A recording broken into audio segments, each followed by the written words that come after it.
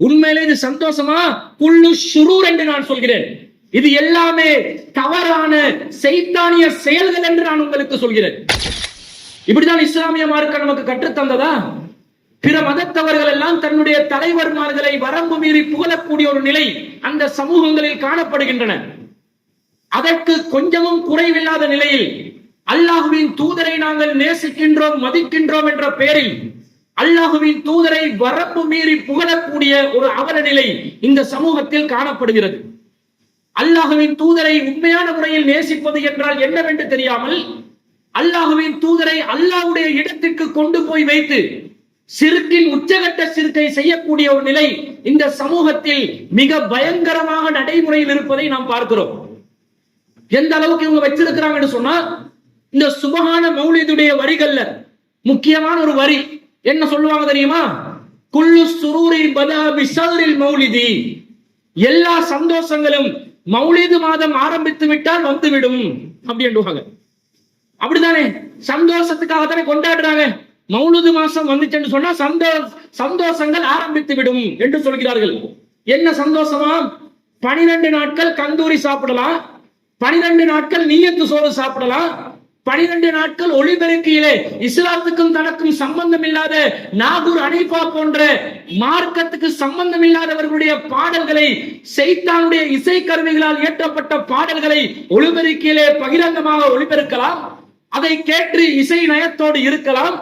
ஆண்களும் பெண்களும் சகஜமாக மௌலூது மீலாது விழாக்களில் கலந்து கொள்ளலாம், சந்தைகளை நடத்தலாம், அதிலே கேலி கூத்தாட்டங்களை வைத்துக் கொள்ளலாம். இதான் சந்தோஷங்கள் என்று நினைக்கிறார்கள். உண்மையிலே இது சந்தோஷமா? குல்லு ஷுரூர் என்று நான் சொல்கிறேன்.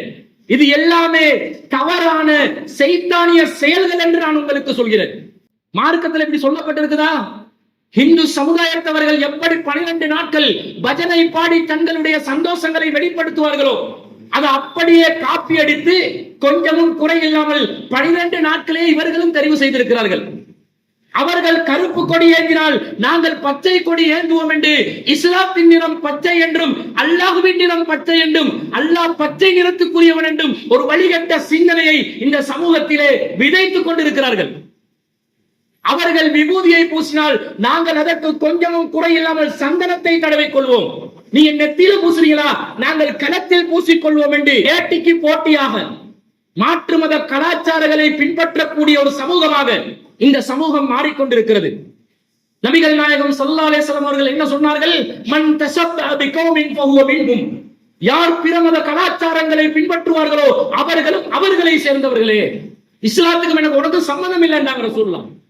அப்படி இருந்து கொண்டு இவங்க இப்படி வரம்பு மீறி செயல்பட்டா எப்படி கேட்டா, அந்நபியு அவுலா பில் முஃமினீன மின் அன்ஃபுஸிஹிம், இந்த நபி மூமின்களுக்கு தங்களுடைய உயிரினும் விட மேலான ஒரு நபியாக இருக்கிறார் என்று சொல்லி நபி மேல நேசம் இருக்கிற மாதிரி காட்டுவாங்க. ஏன் இந்த மௌலூது வரிகள் சஹாபாக்களுடைய காலத்துல இருக்கல, அவங்க ரசூலுல்லாஹ் நேசம் கொள்ளலையா? தாபீன்களுடைய காலத்துல இருக்கல, அவங்க ரசூலுல்லாஹ் நேசம் கொள்ளலையா? தபூ தாபீன்களுடைய காலத்துல இருக்கல, அவங்க ரசூலுல்லாஹ் நேசம் கொள்ளலையா?